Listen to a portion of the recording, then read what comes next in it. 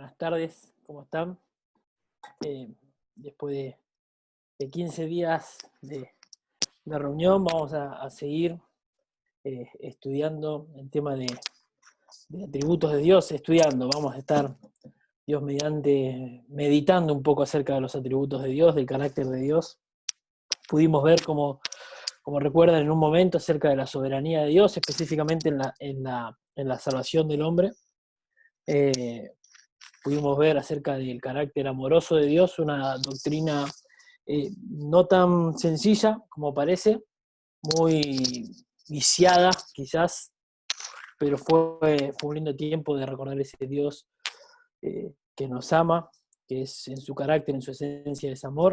Y hoy tenemos la oportunidad de estar conociendo un poco más del carácter de Dios en su aspecto santo, vamos a decir. Algo que debemos recordar sobre el ser de Dios es que Dios no tiene una colección, vamos a decir así, de atributos. Algunas personas insisten en decir que cierta postura doctrinal se enfoca más en la soberanía de Dios, eh, más que en su amor, por ejemplo, o más que en su misericordia. Pero eso sería como darle un cierto porcentaje a cada atributo, ¿no? A la soberanía le damos tanto, al amor le damos tanto, eh, como si fuera que Dios tiene algo y ese algo se destaca o no se destaca entre otros de sus atributos. Vemos que hay atributos que son más, se expresan más, vamos a decir, en las Escrituras. Vemos atributos que estuvimos leyendo, como el amor, que es un atributo que ocurre dentro mismo de la Trinidad, no así la misericordia, la gracia y demás. Por eso quizás se le da más énfasis a uno que a otro, pero no es que en Dios hay varios aspectos y bueno, hoy tomamos uno, o Dios a su antojo decide cómo se va a comportar. Dios es un Dios eterno, inmutable, no cambia, es siempre amoroso, es siempre misericordioso, y vemos que Él es santo. No es algo externo, como dijimos, algo que esté dentro de Dios y como si se le añadiera algo más a Dios. Él es perfecto y sus atributos no cambian. Es decir, no se va perfeccionando en el tiempo Dios, porque Él ya es perfecto. No va creciendo en perfección, no es que Él se está llegando a la perfección. Él es perfecto desde siempre, no cambia. Él siempre fue así. Él es en su ser eternamente amoroso, Él es en su ser eternamente justo, es eternamente misericordioso, y hoy vamos a ver que es eterna y plenamente santo. Este Dios es pleno, Dios santo. Pero algo que debemos recordar en cuanto a su santidad es que este parece que sí es uno de esos atributos que más se destaca del resto. Vemos que en las Escrituras se le conoce como el Dios poderoso, el Dios amoroso, el Dios infinito, pero se le adora y se le reverencia por la pureza de su santidad, por su santidad específica. Y que Él sea santo significa que es la máxima expresión de la perfección moral, vamos a decir. Él está completamente separado del pecado. Él está a otro lado, no está junto al pecado, está totalmente separado. De hecho, la palabra santo nos habla de algo apartado, algo separado, en este caso del pecado. Recuerdan que cuando Dios le dio a Moisés en el Éxodo esa visión de cómo deberían ser los utensilios, y esto iban a ser apartados, eran separados para un uso específico. Bueno, Dios está separado, está apartado del pecado. Esto significa que Él sea santo. Y hoy vamos a enfocarnos, y quiero que me acompañen ahí en las Escrituras, a un pasaje súper conocido, pero creo que yo retrata eh, en su máxima expresión, vamos a decir, el carácter de Dios, y es Isaías 6. Creo que es el texto por excelencia cuando hablamos de la santidad de Dios, ¿no? Y ahí en Isaías 6 vamos a estar leyendo del versículo 1 al versículo 8. Damos tiempo mientras así lo buscan, y si estamos ahí, si pudieron abrir o prender sus Biblias, leemos ahí en Isaías 6, del 1 al 8 vamos a leer. Dice, en el año que murió el rey Usías, vi yo al Señor sentado sobre un trono alto y sublime, y sus faldas llenaban el templo. Por encima de él había serafines, cada uno tenía 6 alas, con 2 cubrían sus rostros, con 2 cubrían sus pies, y con 2 volaban. Y el uno al otro daba voces diciendo: Santo, santo, santo, Jehová de los ejércitos, toda la tierra está llena de su gloria. Y los quiciales de las puertas se estremecieron con la voz del que clamaba, y la casa se llenó de humo. Entonces dije, dice el profeta Isaías: ay de mí, que soy muerto, porque siendo hombre inmundo de labios y habitando en medio de pueblo que tiene labios inmundos, han visto mis ojos al Rey, Jehová de los ejércitos. Y voló hacia mí uno de los serafines, teniendo en su mano un carbón encendido, tomando del altar con unas tenazas, y tocando con él sobre mi boca, dijo: he aquí que esto tocó tus labios, y he quitada tu culpa, y limpio tu pecado. Después oí la voz del Señor que decía: ¿a quién enviaré? ¿Y quién irá por nosotros? Entonces respondí yo: heme aquí, envíame a mí. Este es uno de los relatos más asombrosos y dramáticos, vamos a decir, en mi opinión, que retrata la santidad de Dios. El texto nos pone en un contexto histórico. Dios se le presenta a Isaías en el año en que murió el rey Usías, dice, en el año que murió el rey Usías. Dice 2 Crónicas 26 del 3 al 4, que este rey comenzó a reinar a los 16 años de edad. Y dicen que este rey, a diferencia del resto, hizo lo recto ante los ojos de Jehová y persistió en buscar a Dios en los días de Zacarías, dice 2 Crónicas. Un rey que Dios había bendecido grandemente, dándole victorias, fortaleciendo la ciudad, y su fama, dice, que se había divulgado por los alrededores. Sin embargo, dice 2 Crónicas capítulo 26, verso 16, que el corazón de este rey se llenó de orgullo y pecó contra Dios, rebelándose al final de sus días, queriendo hacer el labor de los sacerdotes, trabajo santo que Dios había dedicado a un grupo especial, apartado, para hacer un trabajo santo. Este hombre tomó ese lugar, y por tal motivo Dios lo hirió, dice en las Escrituras, que fue herido por Dios mismo, con lepra, viviendo así en soledad hasta el final de sus días.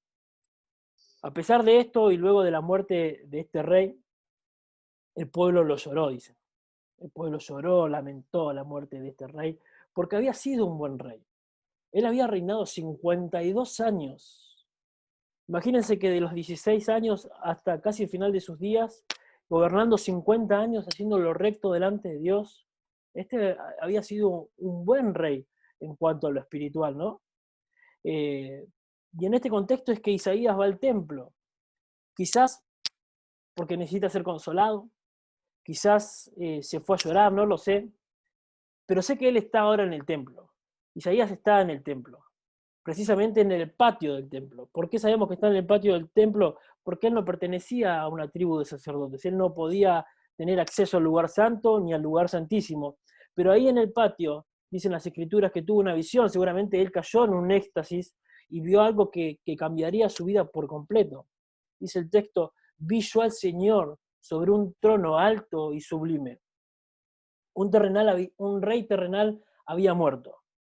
El rey ha muerto. Nosotros vimos con Raque una serie que a nosotros nos encantó.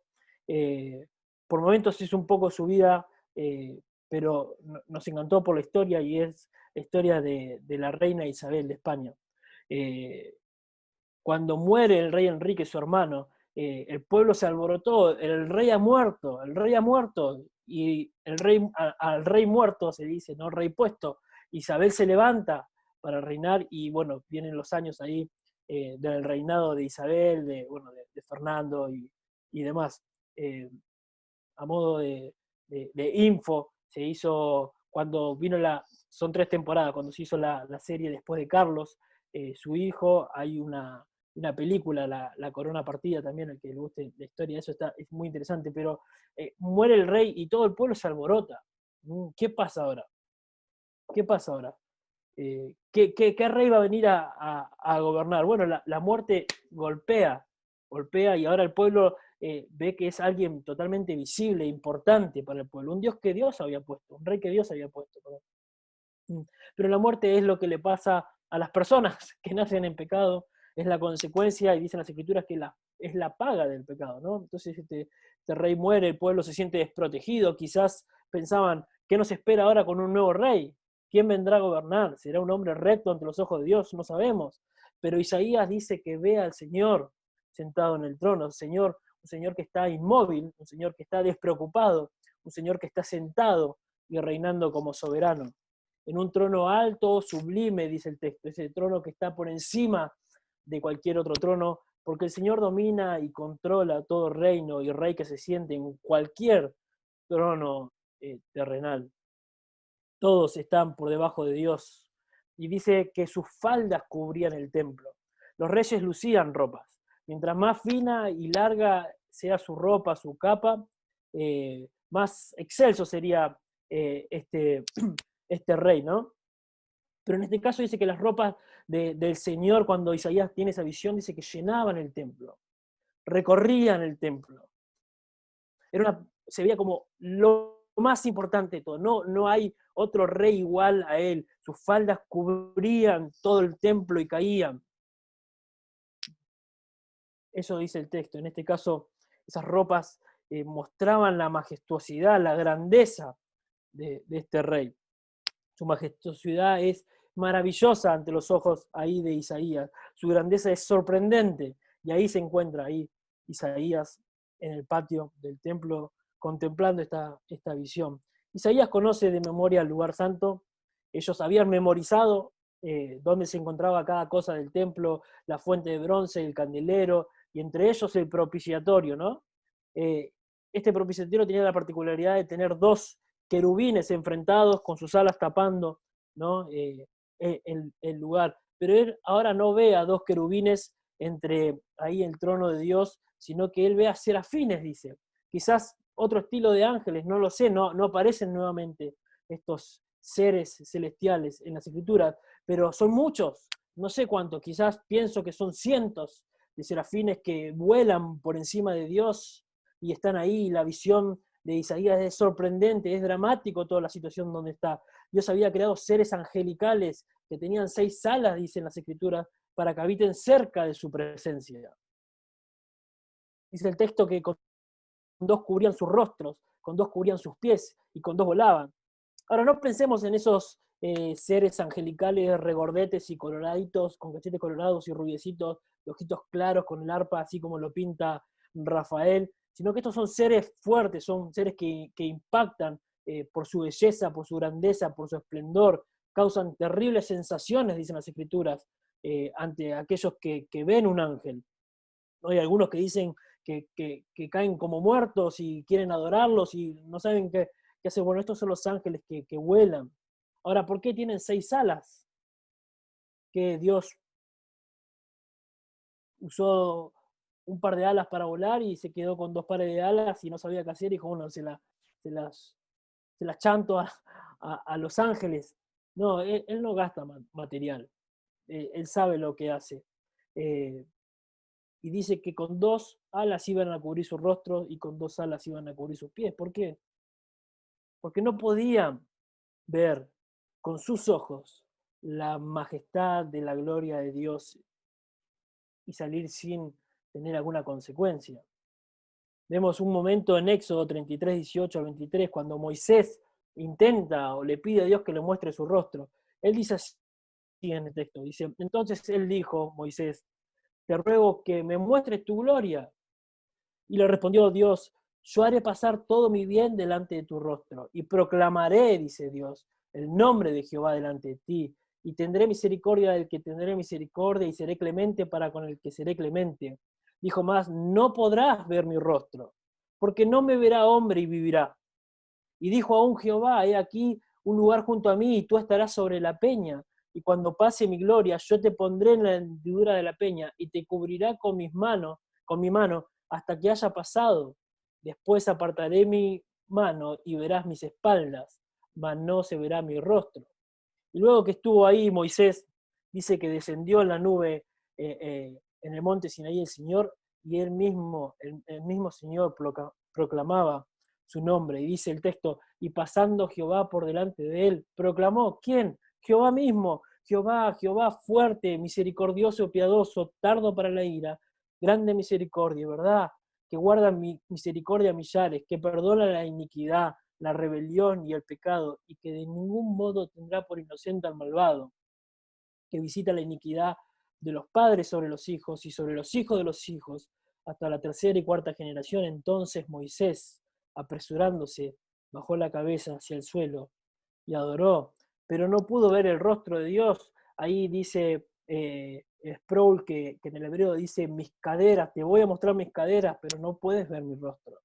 Nadie puede ver el rostro de Dios y vivir. La Biblia nos habla de Daniel, nos habla de Moisés, nos hablan de Juan, que cuando vieron la gloria de Dios cayeron ahí postrados como si fueran que estaban desmayados, cayeron como muertos, dicen las Escrituras. Vemos a los padres de Sansón que creían que morirían porque habrían visto algo del aspecto de Dios. Entonces nadie puede estar delante de Dios, contemplar su gloria y vivir o estar sin tener alguna consecuencia. Vemos a Pablo que queda cegado ante la gloria de Jesucristo, que a las 12 del mediodía la luz de la pureza, de la santidad, de la gloria de Jesucristo empaña o opaca la luz del sol y se hace mucho más fuerte. Pablo queda varios días cegados por esa gloria. Y acá tenemos a los ángeles que se cubren porque quizás no pueden soportar ver la gloria de Dios. Ellos cubrían también sus pies, quizás en señal de reverencia y humildad, quizás mostrando su condición de criaturas. El hecho es que están en el lugar santo. Moisés tuvo que sacarse el calzado cuando estuvo ante la presencia de Dios en la zarza ardiente. ¿Recuerdan? El Señor le dijo, quita tu calzado porque la tierra donde estás, tierra santa es. Y estos ángeles estaban allí en plena intimidad y en comunión con Dios. Dice el texto en 6:4 que los quiciales de las puertas, los marcos de las puertas, se estremecieron con las voces del que clamaba. ¿Quién clamaba? Un ángel que hablaba a gran voz y las puertas temblaron como si hubiese habido un terremoto ante la voz de estos ángeles.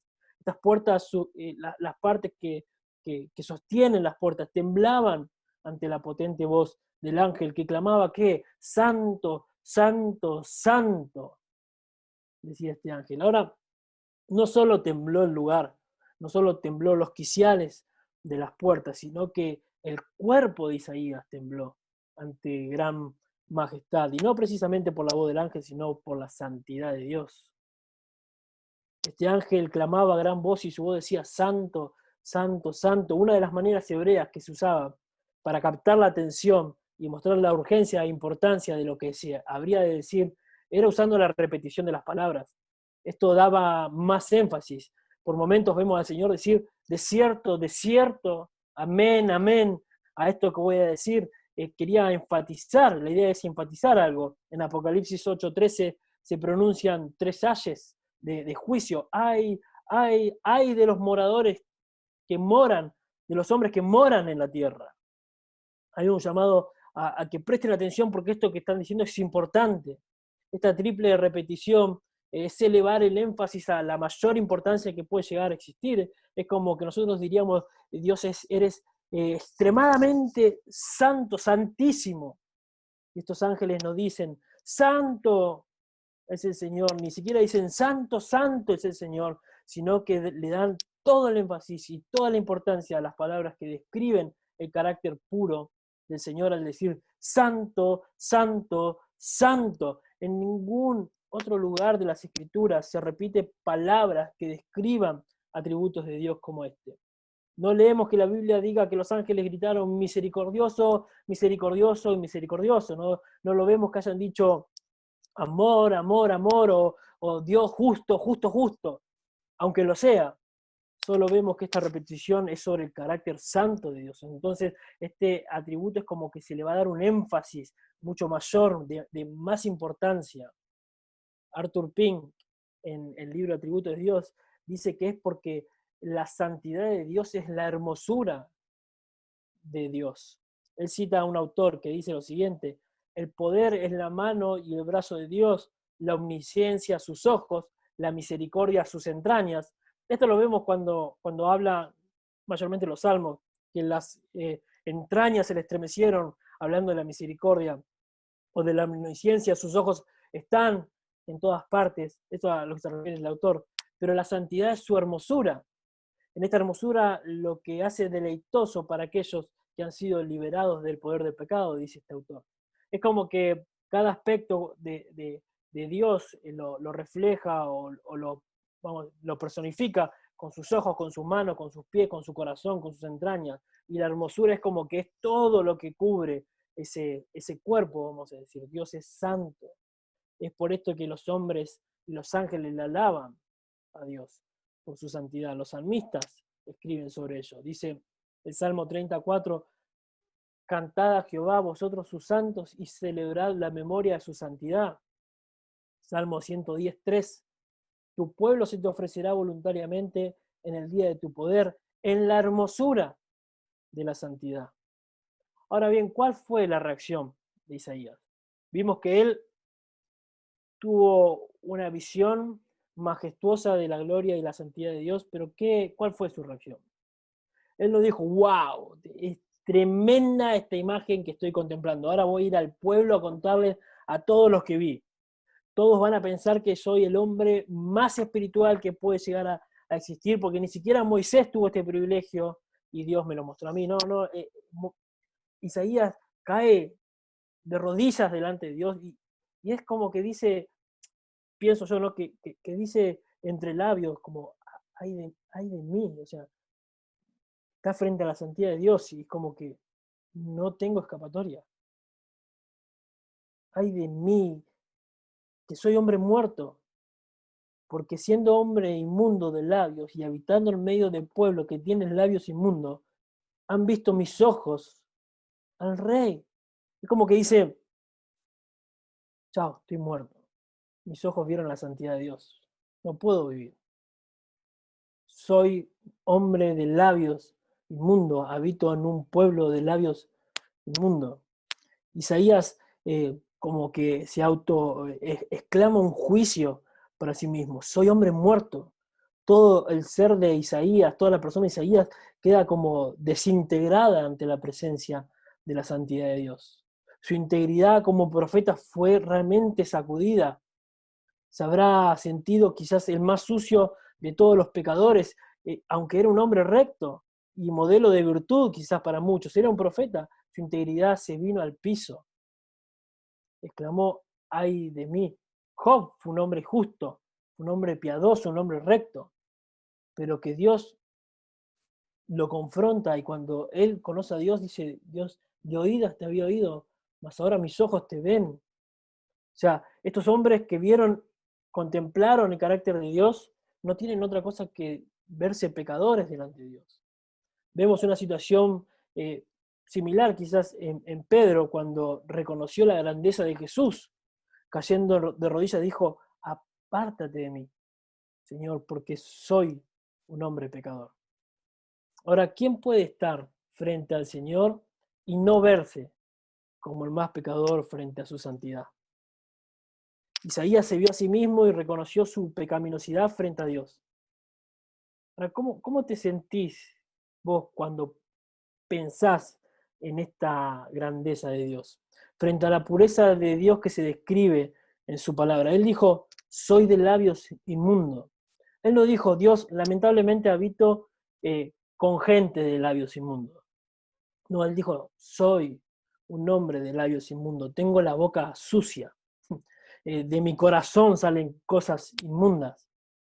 La vida de Isaías quedó devastada delante de Dios. Por primera vez comprendió quién era Dios y comprendió quién era Él. ¿Pudiste ver esto cuando el Evangelio se te fue presentado?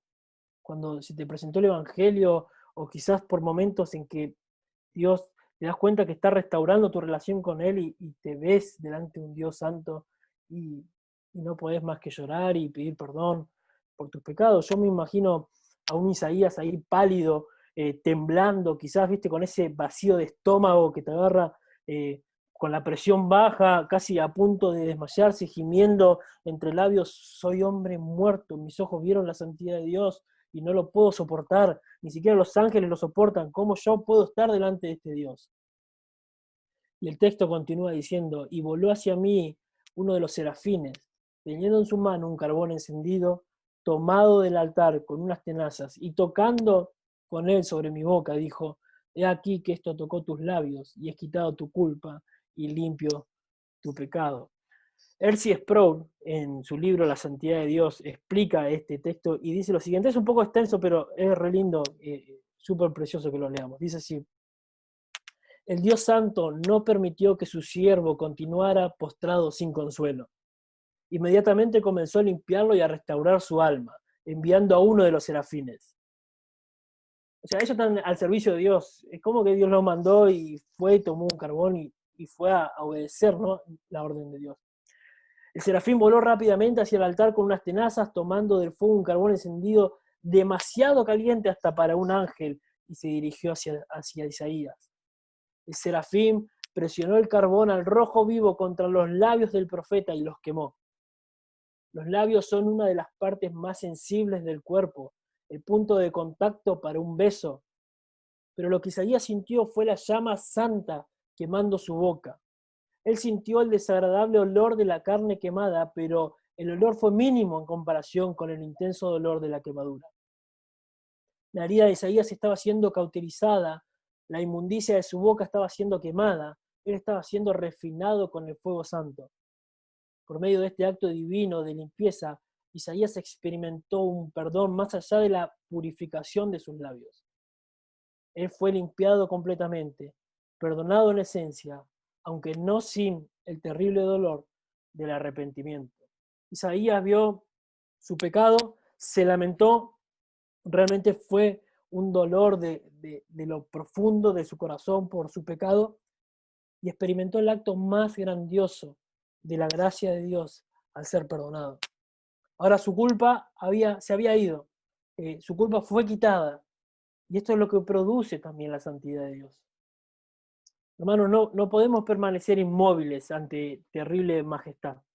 No podemos permanecer iguales cuando nosotros contemplamos la gloria de Dios, la santidad de Dios. Esta es la historia quizás más dramática en todas las escrituras acerca de la santidad de Dios, acerca de la condición moral del hombre y la condición espiritual del hombre que se ve frente a ella, frente a la santidad. Es esta santidad que mantiene en alto, en un honor alto a Dios, en lo más alto de la gloria. Por razón de esta santidad, Dios está separado del pecado, y dice en las Escrituras sobre la naturaleza santa de Dios, por ejemplo en Habacuc, que muy limpio eres de ojos para ver el mal, ni puedes ver el agravio. 1 Juan 1:5, Dios es luz y no hay ninguna tinieblas en él, está separado, él habita en luz inaccesible, dicen las Escrituras. Apocalipsis 15:4, ¿quién no te temerá, oh Señor, y glorificará tu nombre? Pues solo tú eres santo. Este Dios que es santo, apartado del mal, no puede compartir su santidad absoluta con la criatura. En este Dios no hay grado de santidad y no la puede impartir a los hombres.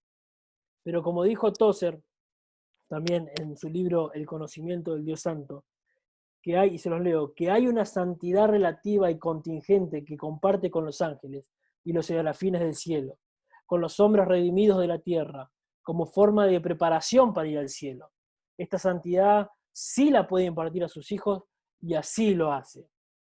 Es necesario entonces, hermanos, que para que nosotros, sus redimidos, entremos, vamos a decir, en su presencia, seamos partícipes de la santidad de Dios. Una santidad que el autor de Hebreos dice en 12:14 que sin ella nadie puede ver al Señor. Sin santidad nadie, dice el autor, verá al Señor.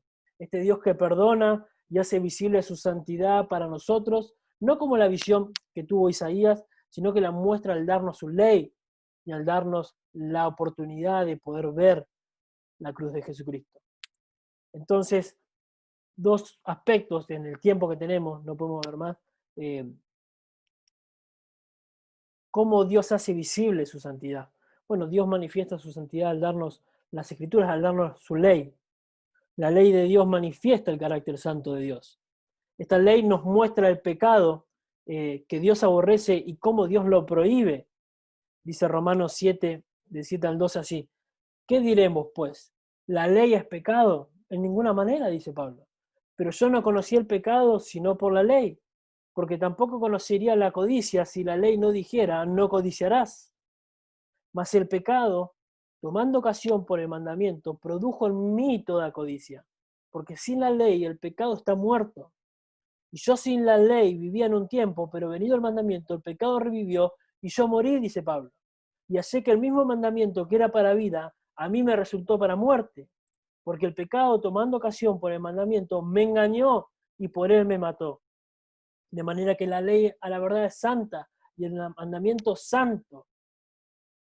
Vean, de manera que la ley a la verdad es santa y el mandamiento santo, justo. Y bueno, el Salmo 19 nos habla de la ley de Dios en la cual el salmista encuentra su deleite. Él encuentra el deleite en esos 5 libros, ¿no? Del Pentateuco, donde estaba la ley. Y dice, la ley de Jehová es perfecta, y convierte el alma, el testimonio, hablando de la palabra de Dios, de Jehová es fiel, que hace sabio sencillo. Los mandamientos de Jehová son rectos, que alegran el corazón. El precepto de Jehová es puro, que alumbra los ojos. El temor de Jehová es limpio, que permanece para siempre. Los juicios de Jehová son verdad, todos justos. Ahora, la ley de Dios nos muestra cuán santo es el carácter de Dios y dónde está la vara donde poder medir esa santidad nuestra, vamos a decir. Esta ley nos muestra que el carácter de Dios es un carácter santo, que Él aborrece con todo su corazón el pecado, y fue por el pecado que Dios desterró a Adán y Eva del Edén. Fue por el pecado que Moisés no pudo entrar a la tierra prometida. Fue por el pecado de Ananías y Zafira que murieron frente a los apóstoles por haber mentido. Es por este pecado que se hace evidente por la luz de la palabra de Dios que Él está enojado, dice en la Escritura, contra el pecador todos los días. Salmo 7. Cuando la palabra de Dios abre nuestros ojos, podemos ver entonces cuán pecaminoso es el pecado, cuán santo es el carácter de Dios. Pero esta ley que nos muestra el carácter de Dios, lo que hace no es darnos vida, sino condenarnos. Nos lleva al juicio delante de Dios, y no solo que nos lleva a un juicio delante de Dios, sino que también testifica en nuestra contra. Pero Dios, siempre los pero Dios son súper lindos, decía Sugel, ¿no? Hablando de Efesios, pero Dios, como con Isaías, cuando Isaías se vio pecador delante de Dios, y como nosotros lo vemos cuando leemos su ley, también interviene. Lo hizo por un ángel llevando un carbón encendido. Ahí intervino Dios entre la condición pecaminosa de Isaías al sentirse pecador, arrepintiéndose de sus pecados. Dios lo salva, ahora también lo hace por medio de su Hijo Jesucristo. Por eso la santidad no solo nos muestra en la ley de Dios que ella es santa, que ella es pura, que ella es perfecta, sino también que se ve esto en la cruz del Calvario. Dice que la santidad de Dios se manifiesta en la cruz. Arthur Pink, hablando sobre esto, dice, la expiación pone de manifiesto de la manera más admirable y a la vez solemne la santidad infinita de Dios y su odio al pecado. Y dice, cuán detestable había de serle este cuando lo castigó hasta el límite de su culpabilidad al imputarlo en su Hijo.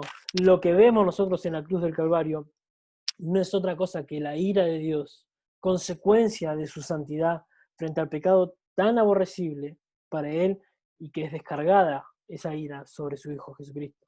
El lugar más horrendo que nosotros conocemos por los pecados más atroces se convirtió en nosotros en el lugar más hermoso y espectacular que jamás nosotros hayamos contemplado. Ese lugar de tormento, ese lugar de crucifixión, ese lugar donde nosotros vamos, recurrimos y abrazamos esa cruz. Es por eso que cantamos, oh, yo siempre amaré esa cruz. No la cruz en el sentido material, ¿no? Sino en cuanto al sacrificio de Jesucristo, lo que se produjo en esa cruz para acercarnos a Dios y posicionalmente cambiarnos de lugar, de trasladarnos de las tinieblas a su luz admirable, de un reino de pecado a un reino santo. Posicionalmente nos ha cambiado y nos ha hecho santos. El Salmo 22 dice así, profetizando ese momento tan esperado: Dios mío, ¿por qué me has desamparado? ¿Por qué está tan lejos mi salvación y de las palabras de mi clamor? Dios mío, clamo de día y no respondes, y de noche no hay reposo para mí. Pero tú, dice el salmista, eres santo. Tú que habitas entre las alabanzas de Israel, en ti esperaron nuestros padres, esperaron y tú los libraste. Esto es un poco de lo que apenas podemos ver sobre el carácter de Dios. Es como esos dijimos la vez pasada, como los bordes del camino, que nos permite ver y vislumbrar un poco del carácter santo de Dios. Ese carácter santo que aborrece el pecado, pero que también se manifiesta en la cruz del Calvario.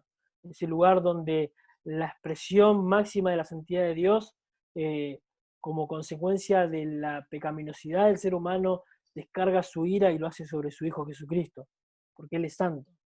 Y nos acerca a Él, nos atrae a Él, nos reconcilia con Él por medio del sacrificio de su Hijo Jesucristo, sin pasar por alto ni su santidad, ni su justicia, ni nada de esas cosas, sino que Él paga por el pecado, Él destruye eso en la cruz del Calvario, y es para nosotros el lugar más espectacular. John Piper habla en un libro, El pecado extraordinario, que el pecado que más atroz que se puede considerar en la historia de la raza humana es para nosotros lo más grandioso, es ese Jesucristo muriendo por causa de nuestros pecados. Ahora, para concluir y pasar a los grupos y poder charlar, sencillo, ¿qué es lo que Dios dice para nosotros? O sea, vemos el carácter de Dios santo, vemos a un Isaías que está frente a la santidad de Dios, esa expresión máxima de santidad, vemos que la santidad se expresa en la ley, se expresa en la cruz, pero ahora, ¿qué quiere Dios de nosotros? Bueno, dice 1 Pedro, sed santos, porque yo soy santo. Este es un mandamiento precioso, difícil, pero posible por la obra de la tercera persona de la Trinidad, por la obra del Espíritu Santo, usando su palabra, santificándonos progresivamente. Él no dice en Pedro, sean omnipotentes porque yo soy omnipotente. Él dice, sed santos porque yo soy santo. Él ha hecho de la iglesia una nación santa, un pueblo santo, que la adora y que refleja su carácter y manifiesta el horror del pecado. Ahora, ¿qué estás haciendo con esto? ¿Cómo estás cumpliendo con esto? ¿Estás siendo santo porque Dios es santo? No santo porque vas a ganarte la salvación. Eso fue comprado en la cruz del Calvario, pero Dios llama a que seas santo, porque Él es santo. Y Él habita en santidad. Él habita en una luz que ninguno en pecado puede entrar jamás. De hecho, condenará todo pecado en el infierno. Entonces, hermanos, oremos con todo el corazón, pidámosle a Dios que santifique nuestras vidas, que podamos ver con los ojos de Isaías la grandeza de la santidad de Dios. Meditemos en su palabra, ya que este es el único medio por el cual Dios ha prometido santificar a su pueblo. Amén. Vamos a orar.